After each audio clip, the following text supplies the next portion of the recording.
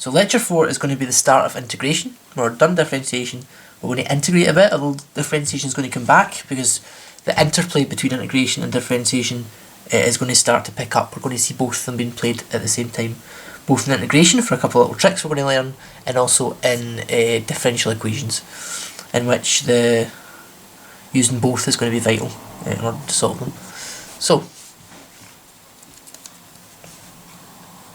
So further, whoops, if I can spell, further integrals.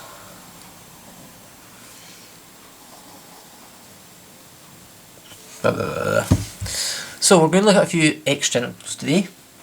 I'm not going to really derive them, because the important thing to remember with integration is that it's quite tricky to give a good proof of why these things exist, except to say that these things are actually derivatives in reverse, and you can kind of see quite a lot of these things. So I'm actually just going to list a couple of them now. You remember that when let's do it from first principles. When we try to look at something like the integral of 1 over x dx, well, we could rewrite that in integratable form and call it the integral of x to the minus 1 dx. And we know that if we've got x to the n and we integrate it, it should give us x to the n plus 1 over n plus 1. That's a general rule that we learned at higher. So let's try and exploit that there. So that's going to be equal to x, I should have plus c after it, x to the minus 1 plus 1 divided by minus 1 plus 1 plus c, which is equal to, well, minus 1 plus 1 is 0, so it's going to be x to 0 over 0 plus c, which is equal to 1 over 0 plus c, which is a big problem, because 1 over 0 does not have a value. Sometimes we've got undefined. In some situations we can try and cheat and call it infinity, but for this purpose there's no reason that we can cheat and do that, and so this is just, let's use a red pen.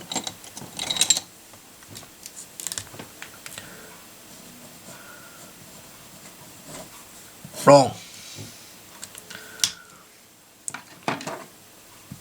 So this does not give us the answer at all. But thankfully, if we think about differentiation for a second, we know that d by dx of ln x is equal to 1 over x. And that kind of implies then, so this is a complete cheat, this implies that if we undid this, if we took this differentiation in reverse, we should get back to ln x. So in other words, this implies that the integral of 1 over x dx is equal to ln x. And in fact, the integral of 1 over ax plus b dx should be equal to 1 over a ln, plus c, ln ax plus b plus c. So that's our standard integral. Now there are some slight problems that can come out with this. Let me show you what I mean. If we take an integral that has no b term, so let me just, I'm going to split this little bit at the end here in two. You'll see why in a second. Oh, I've got some tears on there. If I do the integral of 1 over, let's say 4x dx, well, this would be telling me that a would be equal to 4 and b would be equal to 0, right? So the number before the x here is 4, and the number that's been added on to the 4x is 0.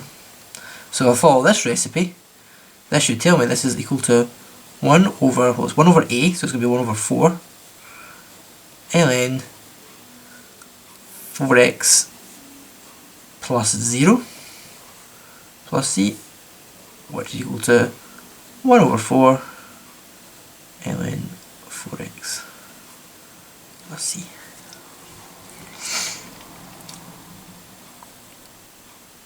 Fine.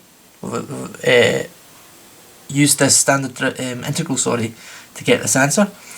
But I could have handled this a slightly different way. I could have said, well, the integral of 1 over 4x dx, well, I can take out this a quarter as a factor and put it out the front, so it becomes a quarter of the integral of 1 over x dx, which would be equal to a quarter ln x plus c, which is a different answer than this one, right? I've started with the exact same integral, but I've reached two different answers. There's a very easy description of why this is wrong, why these are actually the same answer, if we just think about our laws of integration. So if I look at this thing here, that's equal to equal to 1 quarter ln 4 times x plus c, and then using the laws of logs, that's going to be equal to ln 4 plus ln x. Remember, if there's a multiplication on the inside, we can break it up into addition on the outside, plus c, and then I'll move this up here. So that's going to be 1 quarter ln 4 plus 1 quarter ln x plus c. Well, this number here, remember the plus c represents some unknown constant. It's literally some number we've added on, something that is not a function of x, so should always be the same number no matter what's going on in this function here. A quarter ln 4, that's something you can put in a calculator. That's also just some number you can find and just will be a constant for all time. So if we put these things together, something unknown plus something known is still something unknown. So if we called, let's say, d is equal to a quarter ln 4 plus c, then this answer is actually, this implies that we actually get a quarter ln x plus d, and the only difference between this thing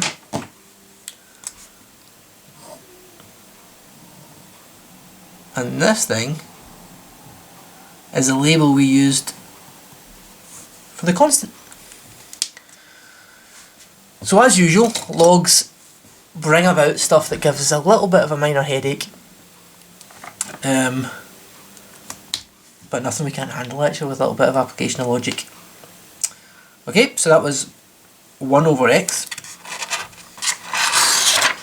Let's look at one of a friend we've seen in differentiation before. It's pretty easy. We've got the integral of e to the ax plus b dx. Well, if the derivative of e to the x plus b, I'll do a little sidebar.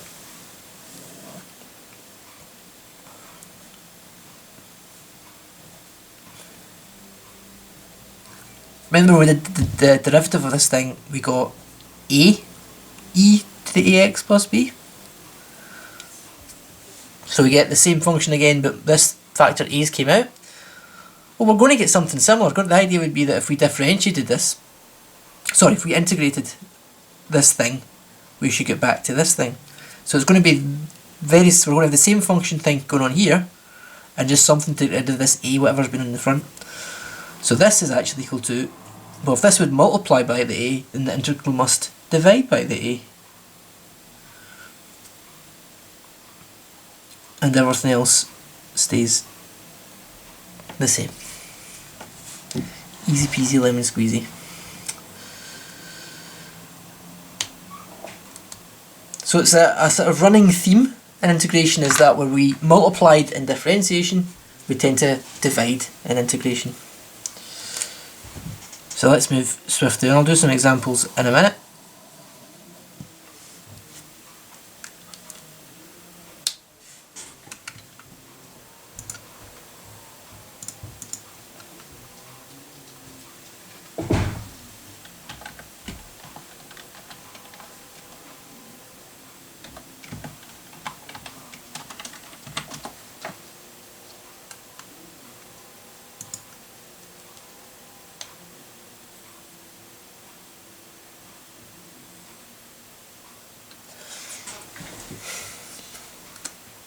So let's just talk about something very briefly. There's one sort of function that we like to bring up, which is kind of, it's still a thing. Its use tends to be more antiquated. We don't tend to mention it in sort of standard courses so much these days, but we'll mention them anyway. So as well as beforehand, we've had things like sine x, cos x, and tan x. We've seen these things before.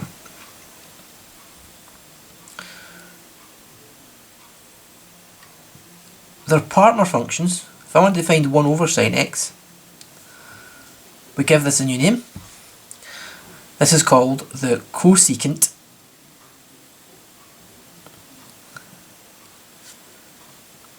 of x, or CSC x for short. The cosine, when we take 1 and divide by it, we get the secant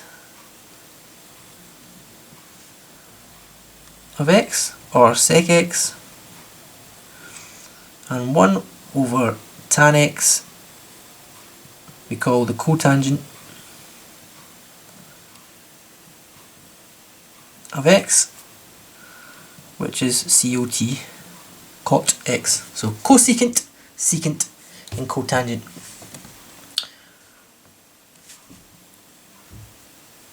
Now these things have their own graphs, they have their own properties. There are some properties which are similar to the sine, cosine and tangent, some properties are very different.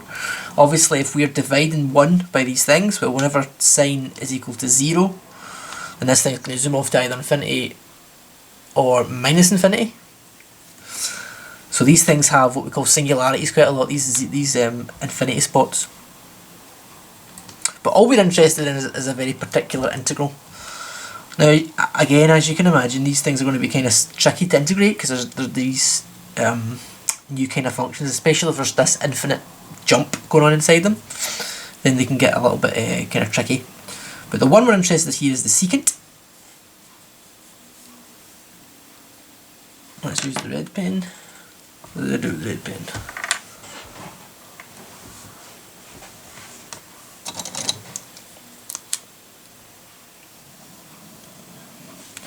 We want to look at the secant, and it's not even the secant itself we want to look at, it's the integral of the secant squared. And the reason this is worth talking about is simply because it comes off to a nice manageable answer, and that it comes to tan x plus c. Simple as that. And then to generalise it a little bit, if we've got a linear function on the inside, so it's going to be sec squared ax plus b, we get, well again, with integration we tend to divide by things, so it becomes 1 over a tan, let me try that again, 1 over a tan ax plus b. So the stuff inside the bracket stays the same, and the outside we just divide by a factor of a plus c. Okay, so let's see some examples of these things in action.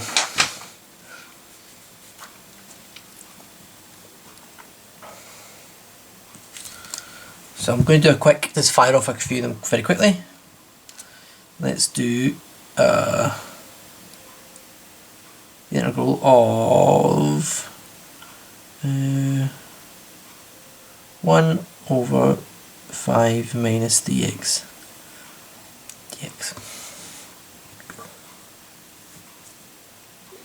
So I'm going to cheat a little bit and say, well, this is actually, to make it fit my thing a bit better, the integral of minus the integral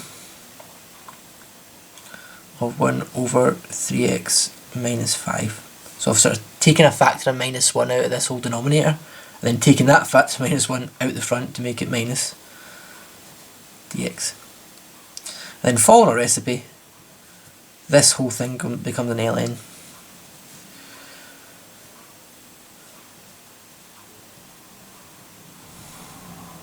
Oops, minus 3 plus c. Simple as that, one line.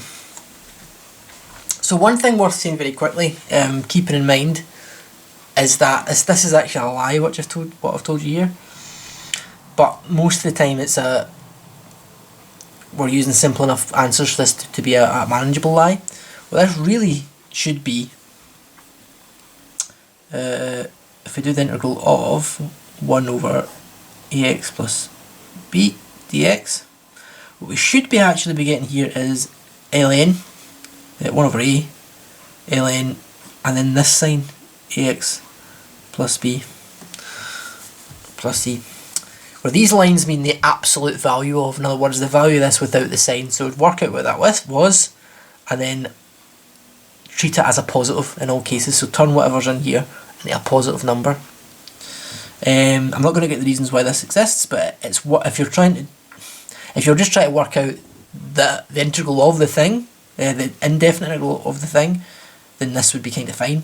But if you're trying to do the definite integral of the thing, you would get a drastically different answer if you forgot these absolute value signs. So for example, if I was to do the absolute value of 5, I get 5. If I was to do the absolute value of minus 5, however, I'd also get 5. So the absolute value of minus x will be equal to the absolute value of x. Now I've written that twice because I don't know whether the x we've picked is positive or negative in the first place. So these should be the same thing. Anyway, just worth mentioning while we're at it. So this answer here should actually have the bars at either side to say this is the absolute value of 3x minus 5. Let's do the integral of e to the 7 times e to the 3x plus 2 dx. And why don't we just make this a definite integral just to spice things up, between 0 and 1. Okay? So before we want to integrate this, probably a good idea to multiply through. So this becomes the integral between 0 and 1 of, so using laws of indices, when we multiply these things, we add the indices together. So it's e to the 3x plus 7 plus, and e to the 7 times 2 is just 2e to the 7 dx. So I've not integrated anything yet, I've just rearranged it. Let's integrate it now. So that would be, so this number comes out to divide 1/3 e to the 3x plus 7 plus 2e to the 7 times x. Now this thing's just a constant, so it just gets multiplied by a factor of x. So this thing's just a number between 0 and 1.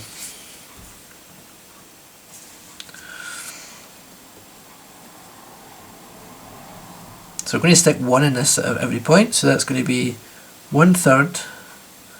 If I put 1 in there, I get e to the 3 plus 7, so 1/3 e to the 10 plus 2e to the 7. Take away. If I put 0 in here, we get 1/3 e to the 7, and this thing just disappears because the x, 0 times 2 times e to the 7 is still 0. So this is going to be a complicated answer, but it's going to be 1/3 e to the 10, that's untouchable, plus, so e to the 7 times 2 minus 1/3. So I've got 2e to the 7's there and 1/3 of the e to the 7 there, so I'm going to subtract them. So that's equal to like 1/3 e to the 10 plus, I guess that would be 6/3, take 1/3 is 5/3 e to the 7. Which is an answer. We could put that together a little bit more and make it something like e to the 10 plus 5 e to the 7 over 3. Either way is fine. And remember, it's a definite integral, so no plus c's here. Not a nice answer, but an answer. Do I want to gamble and see if I can fit the last one at the bottom? Yeah, let's go for it.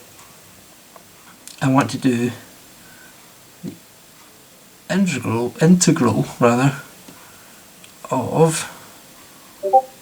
1 over 1 minus sine squared x. So I'm purposefully making this complicated. I'll just do another definite one. 0.05. Making this complicated just out of nastiness, to be honest. So we need to recognise on the bottom here that this is just another way of saying 0. 1 is sine squared plus cos squared. Take away sine squared, it's going to leave just the cos squared. So that's really just between 0 and pi of 1 over cos squared x.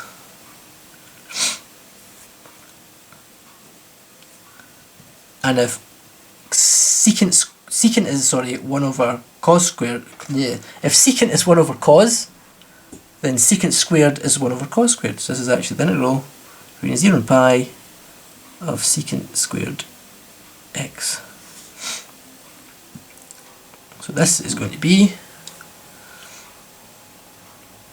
tan x between 0 and pi.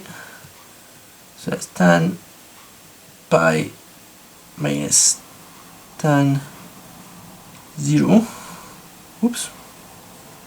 Is equal to so sine at pi would be at 0 again, and tan at 0, so this is actually going to be 0.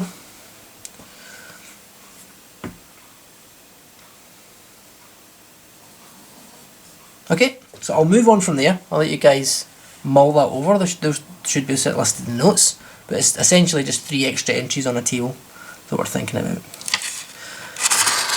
What we're going to do next is a very powerful tool that we've kind of used the conclusions of until now, the way we got some of the integrals we've been using all the way along, all the trig ones for linear factors, the generalised e to the x one, the generalised blah blah blah, anything that's got a linear factor instead of an x, so something with ax plus b rather instead of just x, we kind of got to using this next trick we're going to do next. So this is called integration by substitution. So integration by substitution is a wee bit like integration's chain rule, but with all things integration, as with all things integration, it's worse. It works way less. So when we get questions in, we ask questions in the advanced higher, we're going to tell you what substitution to use, because not every function can be, substitution can be used for. So we're going to give you a bit of a clue. In fact, it's kind of sort of weird functions we would use a substitution for. So essentially what we do, I'll teach this by example.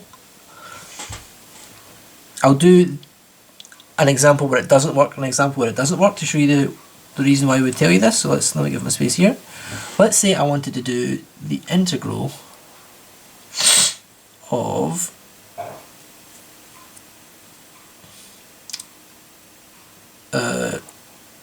sine squared x dx. So what integration by substitution does, it says make a substitution and then change your integral to become in terms of that new substitution, and then just tell us how the dx and the say du, the usual substitution symbol, but shows how the dx and the du pair up by using a bit of differentiation. So let's say I'm going to call this u squared equals sine x. Sine squared x, sorry. So, sorry, u is equal to sine x. And that means that du by dx, if we differentiate this with respect to x, we get cos x. And so that means that dx is equal to du over cos x. So what this has allowed us to do is take this dx here and replace it with du over cos x. And this u has allowed us to take sine squared x and replace it with u squared. So this is going to become the integral of, so make this substitution first, sine squared x becomes u squared, and replace this dx with this du over cos x. Now this looks great, apart from the fact that we've now still got two symbols in here. We know that the x is reliant on u, or u is reliant on x. So in fact, this, but maybe I'm showing you this in reverse, but this is a case where the integration by substitution hasn't helped us at all. We would do this to try and simplify the integral, but this has made it more complicated. So this is equal to u squared, over cos x du. Or in fact, if I wanted to make it totally in terms of u, this would make it integral. So this would imply that x is equal to sine to the minus 1 of u. So from there to there. So this is u squared over the cosine of the inverse sine of u du.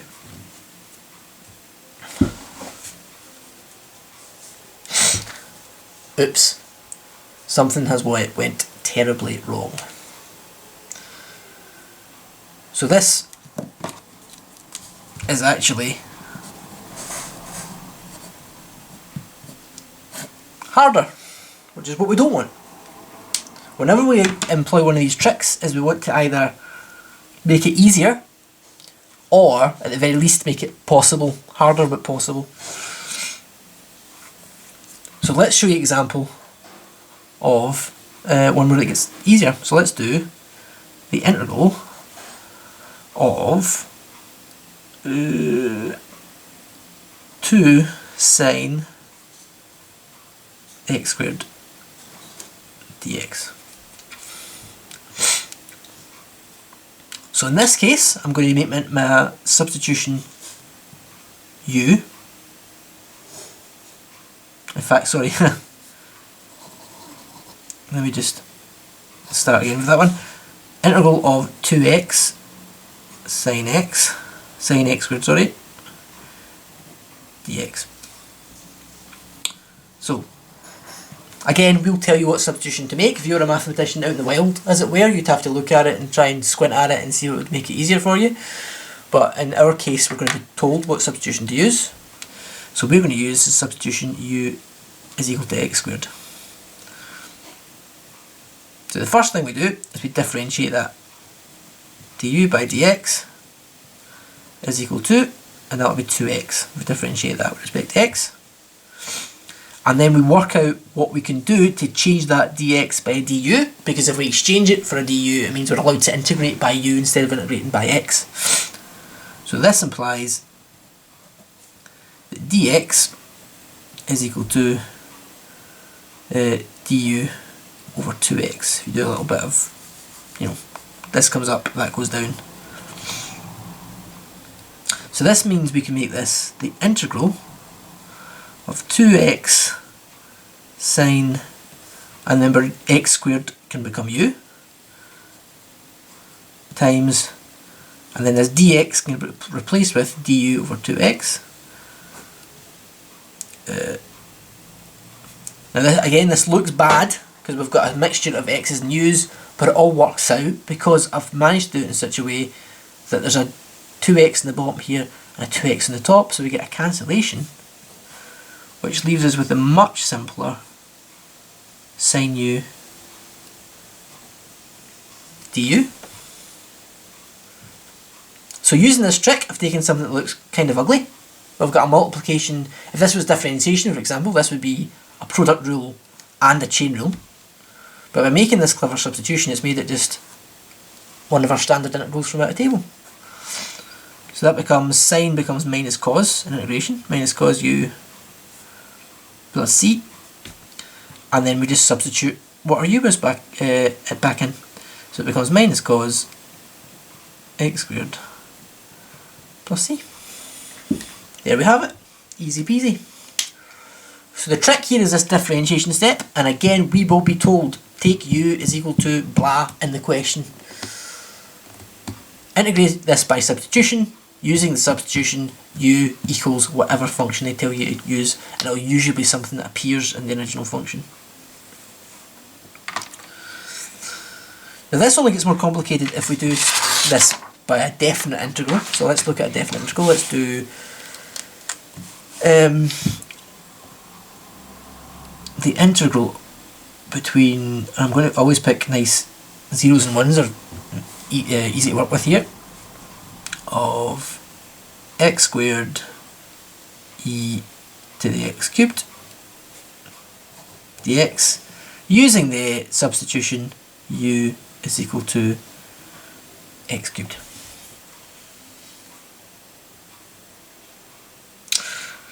Let me complicate this slightly actually. Let me take away that 1 and put a 2 in, and you'll see why I want to do that in a second.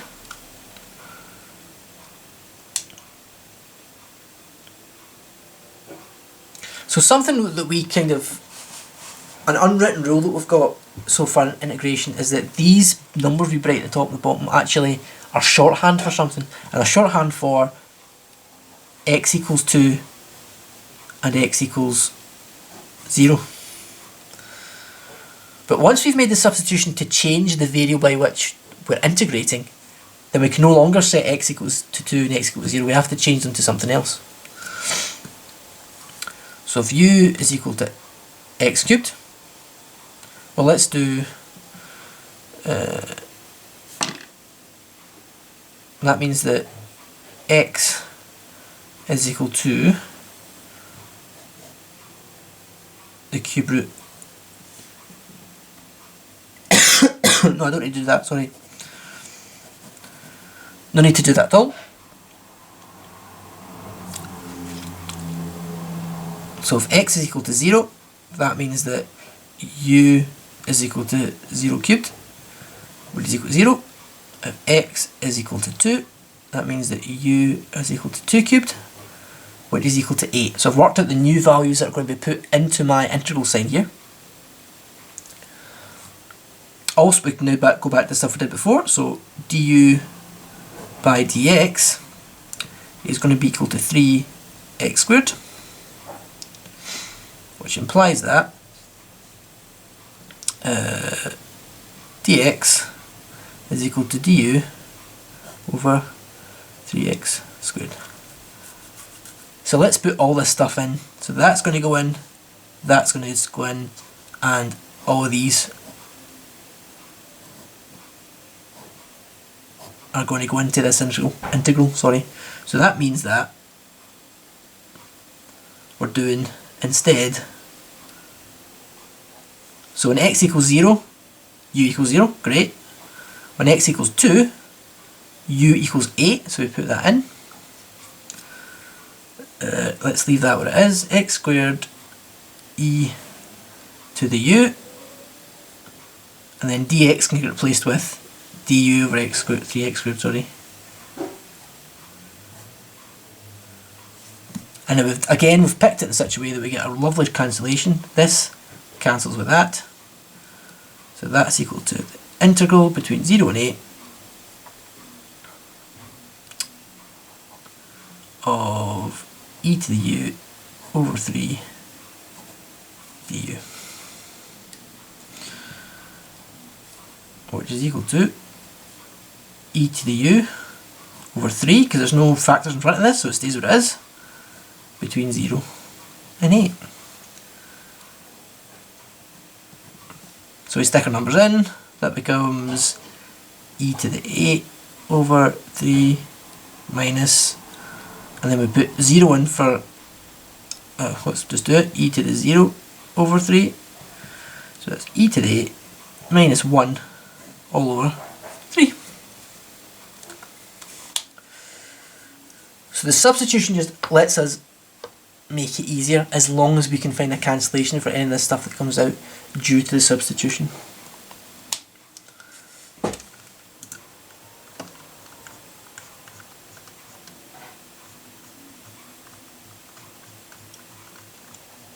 So I'll maybe do one more just to round it off.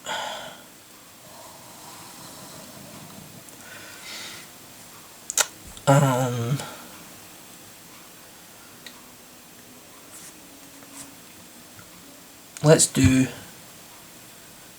the integral of sine x cos x dx. And I won't do it definite this time, let's just do an indefinite integral. And we've been told that u is equal to sine x, something like that.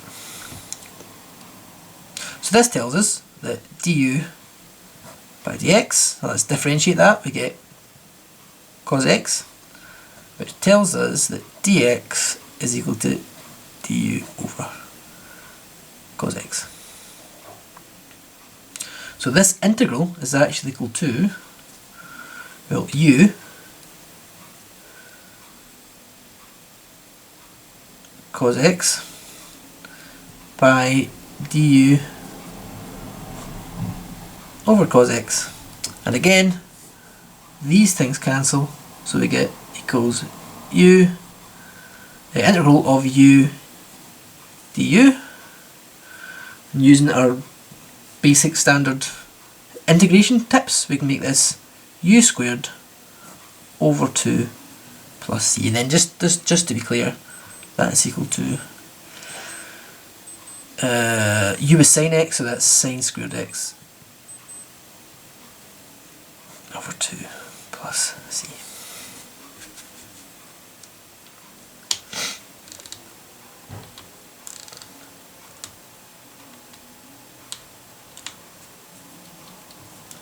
And that's us. So that was integration by substitution. A neat little trick.